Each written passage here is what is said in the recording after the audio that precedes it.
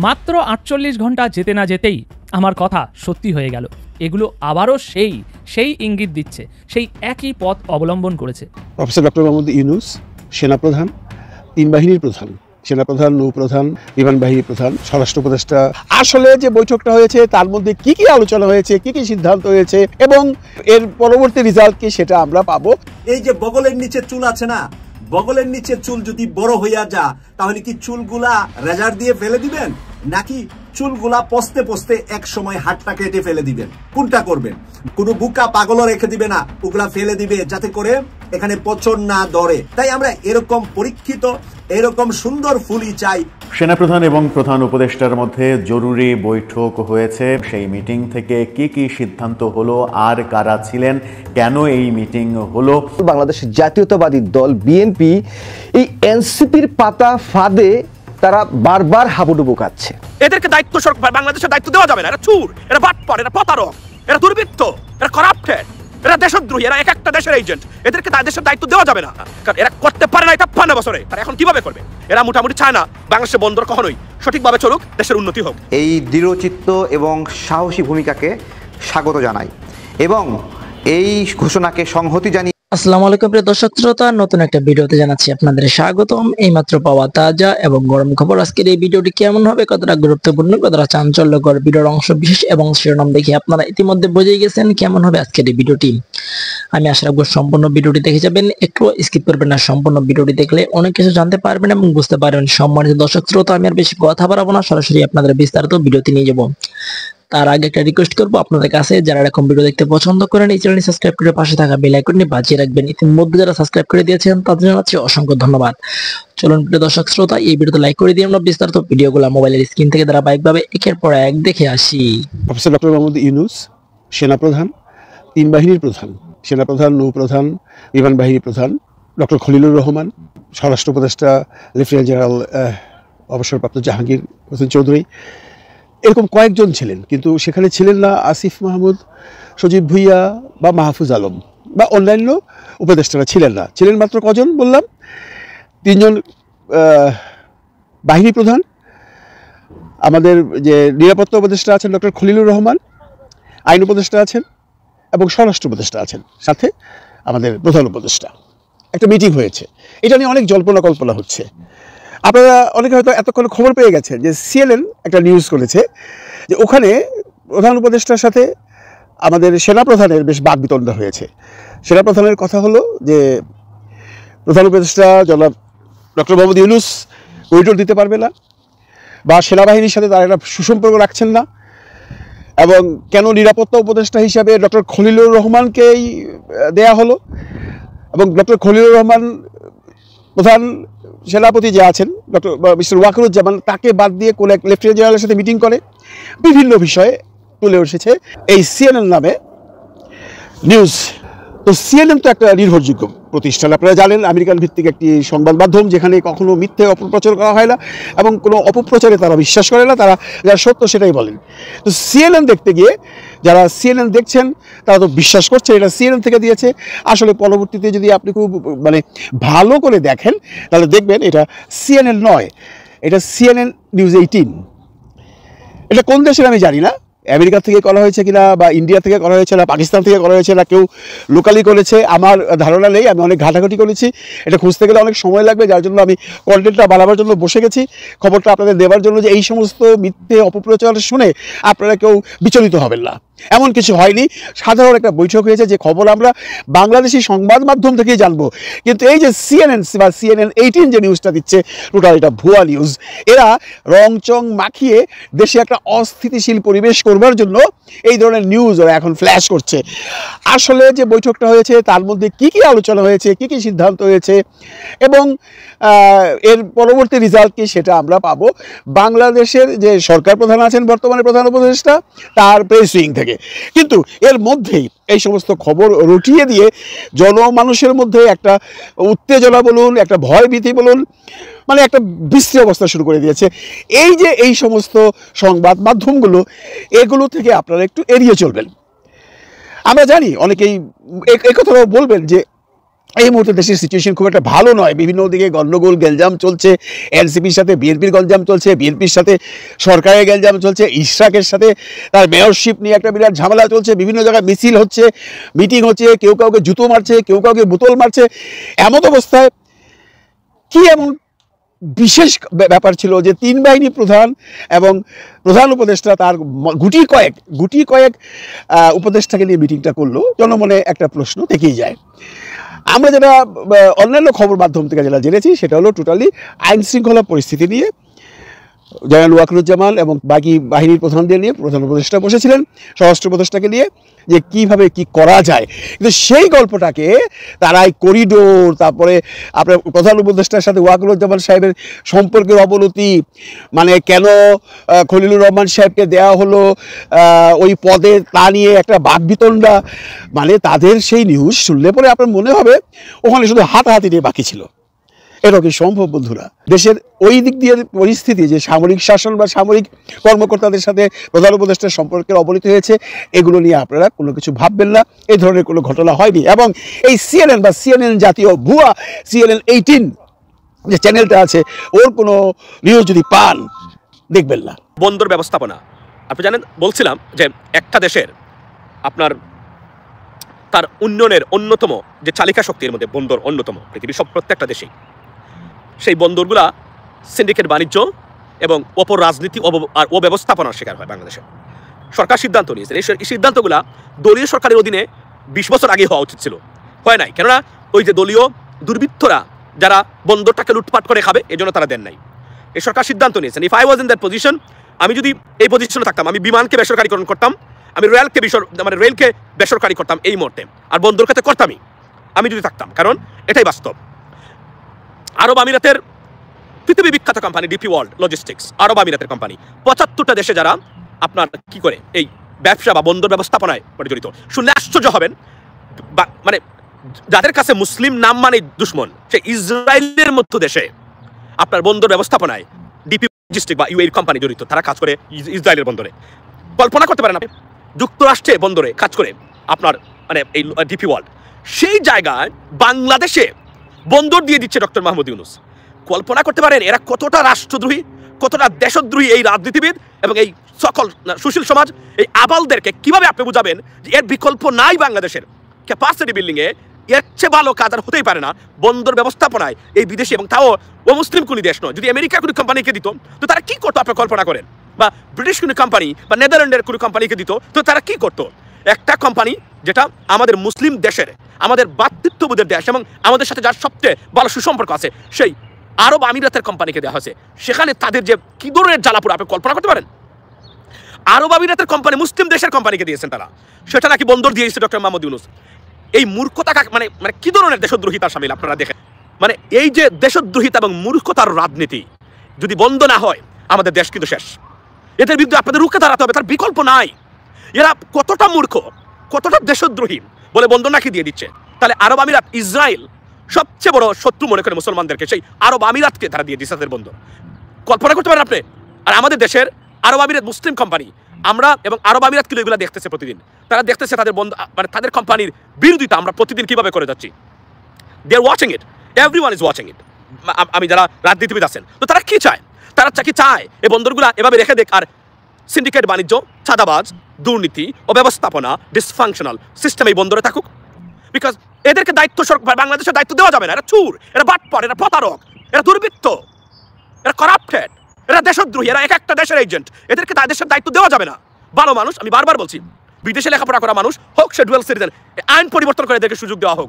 আর যদি আপনারা এটা করতে ব্যর্থ হন, তাহলে 53 বছরে যেভাবে একটা প্রতিষ্ঠান দাঁড় করতে পারেন নাই বাংলাদেশের, আবার পারবেন না। মনে রাখবেন যে সাথে পারে নাই, সে সত্য কখনোই পারবে না। That's my my message to you, ladies and gentlemen. To be honest with you guys, you all come forward and wake up, protect your country.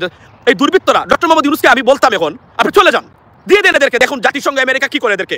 এরা আপনার পায়ে 2 দিন পরে আবার পড়বে, বলবে স্যার আমাদেরকে রক্ষা করুন। কারণ এই কঠিন মুহূর্তে বাংলাদেশকে পরিচালনা করার যোগ্যতা এদের নেই একটারও। হয়তো আওয়ামী লীগের সাথে আরেকটা দল মিলবে, এভাবেই তারা করবে। আমি আবার বলছি, আমরা জাতীয়তাবাদী মানে বিশ্বাস করি, আমরা মনে করি, কিন্তু দেশের এই সময়ে ডক্টর মোহাম্মদ ইউনূসের তার ইমেজটাকে কাজে লাগিয়ে ন্যূনতম যা যা করা যায় একটা নির্বাচনের আগে সেটা আমাদের করতে হবে। এবং এই রিফর্মসগুলো যদি এরা করে না যায়, এগুলো কখনো আর করে এরা করবে না, কারণ এরা করতে পারে না এটা ৫ বছরে, তারা এখন কিভাবে করবে? এটা প্রশ্ন আমি আপনাদের সামনে রেখে দিতে চাই, লেডিস এন্ড জেন্টলম্যান। সো আমার বক্তব্যটা এই জায়গাতে হলো যে যারা এটা বিরোধিতা করে তারা জানে না কেন বিরোধিতা করে, এতটা মূর্খ। কখনো বন্দর ব্যবস্থাপনা কোম্পানির নাম জানে না, মনে করে এটা বিদেশিদের হাতে। আরব আমিরাত মুসলিম একটা দেশ, তারা কি কোন দেশের সাথে প্রতারণায় জড়িত? পৃথিবী বিখ্যাত কোম্পানি ইসরায়েলের মতো দেশে, যুক্তরাষ্ট্রের মতো দেশে যারা বন্দর ব্যবস্থাপনায় জড়িত তাকে দিয়েছে, কোনো সাদা কান্ট্রি বা মুসলিম কান্ট্রিকে দেয় নাই। কল্পনা করতে পারেন যদি আমেরিকাকে বা ব্রিটেনকে বা নেদারল্যান্ডকে বা আমি যদি বলি যে কানাডাকে বা অন্য কোনো দেশকে দিত, তারা কি করতো? তারা দেশ চলে গেল। যারা বলে চলে গেল, আমি মনে করি এদেরকে অনতিবিলম্বে বিশেষ আইনে জেলে বড় দরকার। এরা দেশদ্রোহী, এরা দেশের এই বিভিন্ন দেশের এজেন্ট, এরা মোটামুটি চায় না বাংলাদেশের বন্দর কখনোই সঠিকভাবে চলুক, দেশের উন্নতি হোক। এই অদক্ষ, এই অযোগ্য পদার্থ রাজনীতিবিদ এবং সুশীল সমাজ, এদের বিরুদ্ধে রুখে দাঁড়ানোর সময় আপনাদের সবার। প্রিয় দর্শক, হাসবো না কাঁদবো কোনটা করব বলেন? সারাদিনই এখন বিএনপির আলাপ নিয়ে আমাদের ব্যস্ত হয়ে পড়তে হচ্ছে। আজকে একবার দুদু ভাইয়ের আলাপ করলাম, দুদু ভাইয়ের পেশাব করার উপরে বিশাল টাইম লাইভ টক শো করলাম। এখন রাজশাহীতে বিএনপির 2 নেতার ফোনালাপ ফাঁস। 2 নেতার ফোনালাপের ভিতরে যে বিষয়টা আসছে, একজন আরেকজনকে বলছে 17 বছর না খেয়ে আছি, 17 বছর যাবৎ কোনো কাজকর্ম পাই নাই, তাই কাজ পেয়েছি, কিছু খেতে হবে। আরেকজন বলতেছে আমাদেরকে কিছু দিয়ে খেতে হবে। একজনে বলতেছে দিয়ে খেতে হবে, আরেকজনে বলতেছে মানে 17 বছর পরে একটা ছোট কাজ পাইলাম ভাই, কি দেব, কি খাবো নিচে। এই ফোনালাপটা যিনি ফাঁস করেছেন, বোঝা যাচ্ছে যার কাছে চাঁদা চাওয়া হয়েছে সেই ফাঁস করেছেন। দুজনই রাজশাহী অঞ্চলের 2জন উপজেলা লেভেলের নেতা। প্রিয় দর্শক, আমি একটু তাদের পরিচয়টা আপনাদের সামনে তুলে ধরছি। যিনি কথা বলছেন মাহবুবুল হক রুবেল, যিনি চাঁদা চাচ্ছেন, তিনি হলেন সাবেক যুগ্ম আহ্বায়ক, রাজপাড়া থানা, বিএনপি, রাজশাহী জেলা। আর যিনি মাস্টার মানুষ, যিনি কন্ট্রাক্টারি করেন, মাস্টারির পাশাপাশি ওনারা কন্ট্রাক্টারি করেন, পারিবারিক ভাবেও হয়তো বা ওনারা কন্ট্রাক্টার, তো ওনার নাম হলো শাহজাহান আলী, সাবেক সহসভাপতি, মান্দা উপজেলা ছাত্রদল, নওগাঁ মান্দা উপজেলা ছাত্রদলের সাবেক সহসভাপতি কাছে চাঁদা চাচ্ছেন রাজশাহী জেলার রাজপাড়া থানার বিএনপির সাবেক যুগ্ম আহ্বায়ক। প্রিয় দর্শক, এই চাঁদা চাওয়াটা নিয়ে এখন কৌতূহল সৃষ্টি হয়েছে, পুরা অনলাইন সোশ্যাল মিডিয়ায় ভাইরাল হয়েছে এই বিষয়টা। তাদের এই কৌতুকতা দেখে মনে হচ্ছে যে আমরা একটু টম এন্ড জেরিতে চলে এসেছি। এই যে টম এন্ড জেরি একটা বাচ্চাদের একটা কার্টুন চলতো না, অনেকে হয়তো বা দেখেছেন, আমাদের বাচ্চারা দেখার কারণে আমরাও একটু দেখেছিলাম। মনে হচ্ছে যে এই টম এন্ড জেরির একটা খেলা হয়েছে তাদের আলাপ আলোচনার মাধ্যমে। 5ই আগস্ট পরবর্তী সারা বাংলাদেশে ব্যাপক মব ভায়োলেন্স আমরা দেখছি।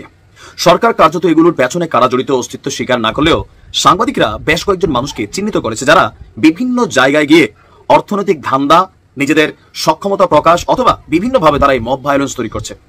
এমন 3 জনের মধ্যে একজনকে আইডেন্টিফাই করা হয়েছিল গত 2 দিন আগে ধানমন্ডির একটা বাড়ির সামনে, যেখান থেকে আমরা দেখেছি যে ধানমন্ডি থানা পুলিশ 2-3 জনকে গ্রেপ্তার করে নিয়ে গিয়েছিল। আর তাদেরকে সামান্য একটা মুসলেকার মাধ্যমে সেই ধানমন্ডি থানা থেকে ছাড়িয়ে নিয়ে এসেছে হান্নান মাসুদ ওরফে মাসুদ ভালো হয়ে যাও ওরফে কান্না মাসুদ ওরফে রাতারাতি আঙ্গুল ফুলে কলা গাছ হয়ে যাওয়া মাসুদ। তো সেই মাসুদের বিরুদ্ধে অনেকেই বলছেন যে সারা বাংলাদেশে যে মবগুলো হচ্ছে, এই মবগুলোর মাধ্যমে অনেক জায়গায় চাঁদাবাজি হচ্ছে, টাকা পয়সা লুটপাট হচ্ছে, এগুলার ভাগ কি হান্নান মাসুদ পায়? যদি হান্নান নাই পায়, তাহলে চিহ্নিত একজন মবকারীকে, সাথে আরো 2-3 জনকে কেন হান্নান মাসুদ পুলিশের হেফাজত থেকে মুক্ত করে নিয়ে আসে? আর বর্তমানে কি আমাদের আইন শৃঙ্খলা বাহিনীতেও হান্নানদের এতটা প্রভাব বিস্তার হয়েছে যে ওরা গেলেই মুসলেকা দিয়ে ছাড়িয়ে দেওয়ার সুযোগ হয়ে যাচ্ছে? তাও মুসলেকা কি ভবিষ্যতে আর এমন করবো না। এ নিয়ে যখন সামাজিক যোগাযোগ মাধ্যমে সাংবাদিকদের প্রশ্নের মুখে হান্নান মাসুদ, তখন এনসিপি তাদের অবস্থানটা প্রকাশ করেছে হান্নান মাসুদকে কারণ দর্শানোর নোটিশ দিয়েছে কেন 3 জন মবকারীকে সে ছাড়িয়ে এনেছে। যদিও এটার সপক্ষে হান্নান আবার যুক্তিও প্রকাশ করেছে। ধানমন্ডি থানার একটি ঘটনায় আটক 3 জনকে মুচলেকা দিয়ে ছাড়িয়ে আনার ঘটনায় জাতীয় নাগরিক পার্টির মধ্যে এটা নিয়ে মতাদর্শ দেখা দিয়েছে, বা এটা নিয়ে অনেকে পজিটিভ নিচ্ছেন, অনেকে নেগেটিভ নিচ্ছেন। দিন শেষে এই দলটির জ্যেষ্ঠ যুগ্ম মুখ্য সমন্বয়ক হান্নান মাসুদকে কারণ দর্শানোর নোটিশ দিয়েছে তার দলটি। আগামী 3 কার্যদিবসের মধ্যে তাকে লিখিতভাবে এটার উত্তর দিতে হবে। গত মঙ্গলবার রাজধানীর ধানমন্ডিতে হাক্কানি পাবলিশার্সের মালিকের বাসায় ঢোকার চেষ্টা করে বৈষম্যবিরোধী ছাত্র আন্দোলনের 3 জন, যাদেরকে দিন শেষে পুলিশ এখান থেকে নিয়ে যাওয়ার পর আবার হান্নানের মুসলেকায় ছেড়ে দিয়েছে। ঘটনায় বিভিন্ন মহলে প্রশ্ন ওঠে এবং সমালোচনার সৃষ্টি হয় যে হান্নান মাসুদি কি সারা বাংলাদেশে মব ভায়োলেন্সকারীদের বাবা অথবা মাফিয়া ডন হিসেবে কাজ করছেন? হান্নান বলছে না ভাই, ঘটনাটা এইখানে না। ঘটনাটা কি, যে যাদেরকে পুলিশ আটক করে নিয়ে গিয়েছিল, এই ঘটনার পর ধানমন্ডি থানা থেকে নাকি তাকে পুলিশ ফোন করেছে বা তাকে নোট দিয়েছে যে তাদের ব্যাপারে আসলে পুলিশ এখন কি করবে। পুলিশ তাদেরকে গ্রেপ্তারও দেখাতে চাচ্ছিল না অথবা এফআইআরও করতে চাচ্ছিল না। তো দিন শেষে তার সহযোগিতা চাইলে তিনি সেখানে গিয়ে তাদেরকে আসলে মুচলেখা দিয়ে ছাড়িয়ে আনেন। কিন্তু প্রশ্নটা যে জায়গাটা যে একজন মব ভায়োলেন্সকারী তাদেরকে হান্নান মাসুদ কোন এখতিয়ারে ছাড়িয়ে এনেছেন তার দল মনে করছে এনসিপি নেতাদের এই ধরনের কর্মকাণ্ড দলটির ইমেজকে প্রশ্নবিদ্ধ করছে। আপনার ওসিকে উদ্দেশ্য করে একজন, আচ্ছা আমরা যদি দেখি যে নোটিশে কি লেখা আছে। নোটিশে বলা হয়েছে গতকাল মঙ্গলবার ধানমন্ডি থানার আওতাভুক্ত একটি আবাসিকালয়ে সমন্বয় পরিচয়ে বিশৃঙ্খল করার অভিযোগে 3 জন ব্যক্তিকে আটক করে ধানমন্ডি থানা পুলিশ। আর বৈষম্য বিরোধী ছাত্র আন্দোলন কেন্দ্রীয় কমিটি কর্তৃক উক্ত 3 জনের অন্যতম বৈষম্য বিরোধী ছাত্র আন্দোলন মোহাম্মদপুর থানার আহ্বায়ক সাইফুল ইসলাম রাব্বিকে নৈতিকতায় স্থলনজনিত কারণে অব্যাহতি প্রদান করা হয়েছিল। এগুলা জানার পরেও কেন হান্নান তাদেরকে থানায় মুচলেখা দিয়ে জামিন করিয়েছেন, এই ঘটনার প্রেক্ষিতে আপনার ব্যাখ্যা এবং আপনার বিরুদ্ধে কেন সংগঠন ব্যবস্থা গ্রহণ করবে না তার বিবরণ জানানোর জন্য হান্নানকে বলা হয়েছে। সাংবাদিকের প্রশ্ন ছিল যাদের মধ্যে একজন বিভিন্ন জায়গায় মব উস্কানিকারী, আপনি জানার পরেও কেন তাকে মুক্ত করলেন? আসলে কেন হান্নানরা মুক্ত করছে? কেন হান্নানরা মব ভায়োলেন্সকারীদের মানে পক্ষ অবলম্বন করছে? পেছনের ধান্দাটা কি টাকা নাকি আসলে পেশিগত ক্ষমতাতে কাউকে হেনস্থা হয়রানি করতে চাইলে এই মব ভায়োলেন্সকারীদের সহযোগিতা নিয়ে মাঠ পর্যায়ে নিজেদের শক্তি সক্ষমতা প্রকাশ করছে? নির্বাচন কমিশনের সামনে সমাবেশের ঘোষণা দিয়েছিল এনসিপি। বিএনপি যেহেতু কয়েকদিন ধরে নগর ভবনকে কেন্দ্র করে তাদের আন্দোলন করছিল জনাব ইশরাককে মেয়র বানানো নিয়ে, তার এক ধরনের পাল্টা কর্মসূচি এটা হতে পারে বা কনটেক্সট আমরা সেভাবেই দেখবো, এটা একটা পাল্টা কর্মসূচি হিসেবে তারা সামনে আনার চেষ্টা করেছেন এবং একটা ডিজাস্টার হয়েছে, বিপর্যয় হয়েছে। এরকম একটা সমাবেশ সোকল, এটাকে সমাবেশ বলা যাবে কিনা এই আলাপও আসবে, বিক্ষোভ বলা যাবে কিনা সেটা না হওয়াই তাদের জন্য ভালো ছিল। অনেকগুলো বাস্তবতা এই সমাবেশটা আমাদের সামনে এনে হাজির করেছে, সেগুলো নিয়ে একটু কথা বলা দরকার। আমরা অনেকেই নিশ্চয়ই এটার ছবি দেখেছি, এটার ভিডিও বিভিন্ন চ্যানেলগুলো লাইভ করেছে, সেই ভিডিও পাওয়া যায়। তাতে আমরা দেখছি খুবই অল্প সংখ্যক, 50-100 এর খুব বেশি মানুষ নন। মানে এর আগে একবার যখন পয়লা বৈশাখে একই ধরনের একটা অনুষ্ঠানে দেখা গিয়েছিল যে ওখানে টিভি চ্যানেলের ক্যামেরা এবং অনেক ব্যক্তিগত ইউটিউব বা সামাজিক মাধ্যম বেসড অনেক মিডিয়ার লোকজনের যে সংখ্যা তার চাইতে যারা আন্দোলনে এসছেন, যারা সমাবেশ করছেন তাদের সংখ্যা তার চাইতে কম বা সমান, একই ধরনের একটা পরিস্থিতি। এনসিপির মতো দলের জন্য এটা খুবই একটা অশনি সংকেত তাদের ভবিষ্যতের রাজনীতির জন্য। আমি কয়েকটা অবজারভেশন, কিন্তু কেন বিপর্যয়কর সেটা পরের দিকে বলছি। এই যে তাদের সমাবেশের সংখ্যা এটা দেখা গেল, এর প্রধান কারণ আমি বোধ করি তাদের সাথে জামাতের সাম্প্রতিক বাদানুবাদ। আমরা খেয়াল করেছি আওয়ামী লীগ নিষিদ্ধকরণের দাবিতে জনাব হাসনাত আবদুল্লাহ যখন যমুনায় গেলেন, তারপর তারা শাহবাগে আসলেন, তখন জামায়াতে ইসলামী ইনফর্মালি, যদিও তাদের নেতারা যে একবার লুকিয়েছিলেন তা না, গুরুত্বপূর্ণ নেতারা দেখিয়েছেন, কিন্তু তারা বলছে তারা ব্যক্তিগতভাবে গেছেন এবং জামায়াতের অফিসিয়াল সিদ্ধান্ত ছিল জামায়াত সেখানে থাকবে, ফলে লোকজনের সংখ্যা মোটামুটি দেখা গিয়েছিল। আর যখন শাহবাগে আসা হয় তখন জামায়াতের বাইরেও প্রচুর ইসলামপন্থী দল এবং সংগঠন, শুধু রাজনৈতিক দল নয়, এর বাইরের মানুষজনও এসেছিলেন, ফলে মোটামুটি একটা সংখ্যা, মোটামুটি একটা উপস্থিতি দেখা গিয়েছিল। জামায়াতের সাথে যেহেতু ওইটাকে কেন্দ্র করে আমাদের নিশ্চয় মনে আছে, তারপর তাদের স্লোগান, সেটার প্রতিবাদ করা, পরবর্তীতে মাহফুজ আলমের সাথে জামায়াতের পারস্পরিক যে ঠোকাঠুকি হতে হতে সেই সংকটের কারণে বোধ করি জামায়াত এবার এখানে তাদের লোকজন পাঠায়নি, এটা একটা। আর কোনো একটা কারণে আরেকটা সংখ্যার জায়গা আছে সরকারের কাছে, ইসলামপন্থীরা, যাদের বেশিরভাগ সময় আমরা দেখেছি তারা সরকারদের সাথেই থাকতে চান। তারা শেখ হাসিনার সাথে কীভাবে হেফাজতে ইসলাম একটা পর্যায়ে ছিলেন আমি আপনাদেরকে একটা ভিডিওতে ডকুমেন্ট দিয়ে দেখিয়েছি। সো এখানে তারাও ছিলেন না। আমি জানি না এটা তাদের অর্গানাইজ করার সমস্যা নাকি নিজেদের এত লোক নেই ওখানে, মানে তাদের যে সমর্থন, তাদের মানুষ দেখতে এক ধরনের লুক আছে, তাদেরকে দেখলে চেনা যায়, জামাত শিবিরকে দেখলে চেনা যায় না, কিন্তু ওই ইসলামপন্থী দলগুলোর সমর্থকদের যারা মূলত মাদ্রাসা কেন্দ্রিক তাদের একটা লুক আছে, তাদের পোশাক আশাক, তাদের ফেসের দাড়ি সব কিছু মিলে। আমি জানি না সরকার কোনো কারণে, সরকার বলছি কিন্তু আমি কথাটা, এনসিপির সাথে আমি সরকারকে আলাদা করি না একদম, সরকার এবং এনসিপি মিলে কোনো কারণে এই সিদ্ধান্ত নিয়েছে কিনা এখানে তারা এই ধরনের ইসলামপন্থী রাজনীতি বা সামাজিক সংগঠন যারা করেন তাদেরকে আনবেন না, কারণ একটা সমাবেশ শুধুমাত্র এই ধরনের মানুষকে দিয়েই হচ্ছে, এটার একটা ডিফারেন্ট ইন্টারপ্রিটেশন আছে। ডক্টর ইউনূস সরকারের বিরুদ্ধে যে ক্যাম্পেইন চলছে, যে এই সরকারটা ইসলামিস্টদের সরকার, ইসলামিক ফান্ডামেন্টালিস্টদের, এক্সট্রিমিস্টদের সরকার, এটা একদম ভালো ট্র্যাকশন পেয়ে যাওয়ার সম্ভাবনা আছে। শুধু সেটা না, এনসিপিও ঘোষিতভাবে যে রাজনীতি করে, যে তারা মধ্যপন্থী দল, একটা মধ্যপন্থী দলে যদি কয়েক হাজার মানুষ হতো এবং সবই যদি এরকম ইসলামপন্থী বিভিন্ন সংগঠন থেকে আসা হতো, তাহলে আসলে খুব স্বাভাবিকভাবেই তার মধ্যপন্থী রাজনীতির বিরাট প্রশ্ন তৈরি হতো। যাই হোক, সব কিছু মিলে তারা নিশ্চয়ই এতটা এক্সপেক্ট করেন নাই, এই জায়গায় এসে ঠেকলো। এখন তাদের সংকটটা কোন জায়গায়? আমি বলছিলাম ভবিষ্যতে আসলে বাংলাদেশের রাজনীতির মাঠে সংখ্যার শক্তিও ফ্যাক্টর হয়ে থাকবে। সংখ্যা শক্তি, মাঠে সংখ্যা শক্তি দেখানো আসলে একটা সঠিক রাজনীতি বলে আমি মনে করি না।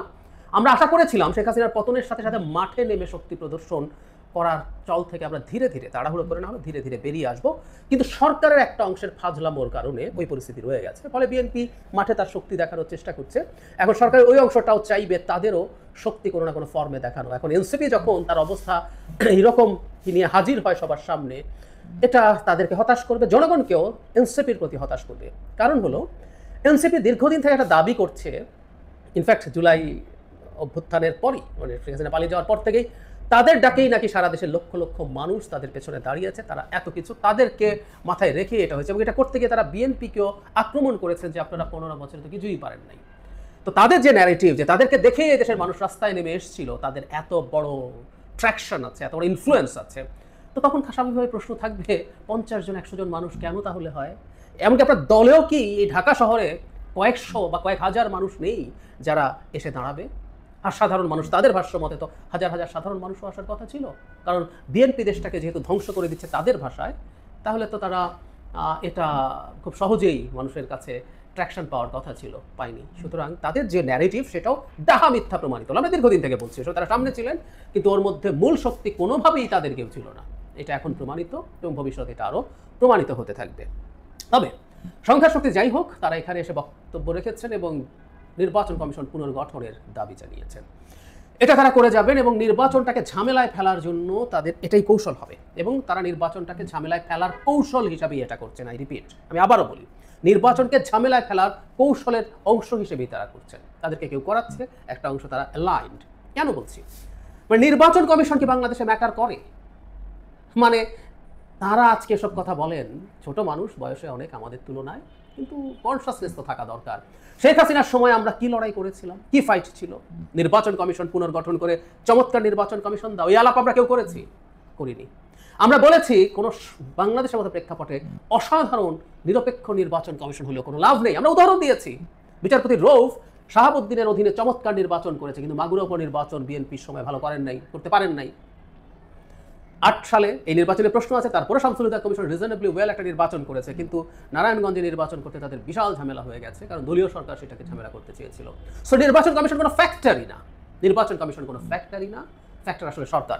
বাংলাদেশে যদি আগামী নির্বাচন, ত্রয়োদশ সংসদ নির্বাচন যদি ভালো না হওয়ার সম্ভাবনা থাকে, তার একমাত্র এবং প্রধান দায় হচ্ছে ডক্টর ইউনূসের যে সরকার, সেটার। এটুকু না বোঝার মতো স্টুপিড তারা নন। তারা জানেন আমি ওদের অনেকজনকে চিনি, অত্যন্ত ব্রিলিয়ান্ট ইয়াং পিপল, পড়াশোনা করা। আমি সত্যি তাদের অনেকের চিন্তা, অনেকের বোঝাবুঝিতে আমার কাছে মধ্যে একটা মুগ্ধতাও আছে। সুতরাং তারা এটা বোঝেন না, তা মনে করার কোনো কারণ নেই, তারা বোঝেন। তাহলে নির্বাচন কমিশন ফ্যাক্টর না, ফ্যাক্টর আসলে একটা কেওস তৈরি করা। তারা একটা কেওস তৈরি করতে চাইছেন, এই কেওসের মাধ্যমে তারা নির্বাচনের পথে নানা রকম অস্থিরতা তৈরি করতে চাইছেন। ধরুন সরকার চেঞ্জ করলেন না, কি হতে পারে জানি, ডক্টর ইউনূস যেহেতু কথা বলেছেন একটা ডাক দেবেন, তো আমরা নির্বাচন কমিশনের অধীনে নির্বাচন মানি নাই, যে আমরা অনেকদিন থেকে বলছি যমুনায় যাও। ওনাদের তো আবার যমুনায় যাওয়ার এক ধরনের অ্যাক্সেস আছে, ওনারা গেলেই যমুনার ব্যারিয়ার ভেঙে যায়, ভেতরে যেতে পারেন। হাসনাত আবদুল্লাহ সার্জিসরা যাবেন সামনে, নাহিদরা যাবেন, তারপরে শাহবাগ ব্লক করবেন, ব্লক করে এই নির্বাচন কমিশন সরানো ছাড়া হবে না, আবার পাল্টাপাল্টি হবে, বা আমরা তফসিল মানি না, এসব শুরু হবে। এই শুরুগুলোর লক্ষণ আমরা দেখতে পাচ্ছি। এটা ভবিষ্যতে আরও খারাপভাবেই ফিরে আসবে। আমি মনে করি এই দেশের জনগণ এইটুকু বুঝে রাখুক, কে কোথায় কিভাবে কেন খেলতে চাইছে। এই খেলাগুলোর বিরুদ্ধে আমাদের শক্ত থাকা দরকার আছে। নির্বাচন হবে, নির্বাচনে কে আসবে কে যাবে সেটা নির্বাচনে জনগণই ডিসাইড করবে, এবং ওই ডিসিশনের পরও তাদের মনে হতে পারে তারা ভুল সিদ্ধান্ত নিয়েছে, তাহলে পরের নির্বাচনে তারা সেটা শুধরে নেবে, বা তাদের প্রয়োজনে তারা মাঠে নামবে, কোনো সিদ্ধান্তের বিরুদ্ধে দাঁড়াবে, চাপ দেবে, অন্য দল চাপ দেবে। আমাদের গণতান্ত্রিক ব্যবস্থা এভাবেই চলতে হবে। ক্ষমতা ধরে রাখার মতো কোনো ইত্রামি বাংলাদেশের মাটিতে যাতে আর না হতে পারে, সেটা যেই করুক, সেটা শেখ হাসিনা কিংবা ডক্টর ইউনূসের সরকার পুরোটা বা একটা অংশ করুক, সেটা আমরা মেনে নেব না। এই জায়গায় প্রিয় দেশবাসী, শুরু থেকে শেষ পর্যন্ত যারা এই ভিডিওটি দেখেছেন সকলকে জানাই অসংখ্য ধন্যবাদ। যারা এরকম নিউজ ভিডিও পেতে পছন্দ করেন তারা অবশ্যই এই চ্যানেলটি সাবস্ক্রাইব করে পাশে থাকা বেল আইকনটি বাজিয়ে দিবেন। যারা এখন এই ভিডিওটি শেয়ার করেননি, এই ভিডিওটি দ্রুত শেয়ার করে সকলকে দেখার সুযোগ করে দিন। আজকের মতন এই পর্যন্ত, দেখা হচ্ছে পরবর্তী কোনো ভিডিও নিয়ে ইনশাল্লাহ।